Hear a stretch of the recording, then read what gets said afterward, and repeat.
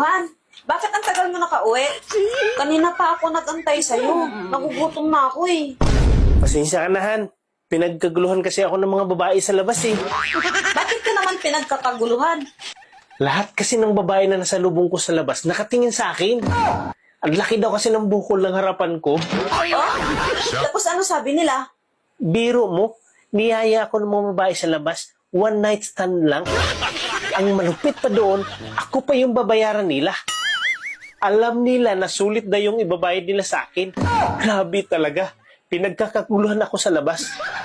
Ang lupit talaga ng fighting spirit ko. Ay sus, nagyabang ka na naman. Hindi ba nila alam na lugi sila sa'yo? Grabe ka naman, paano sila maging lugi? Sila pa nga mismo nagsabi na sulit daw sila sa akin. Ay hindi ba nila alam na itlog lang yung bumubukol sa'yo?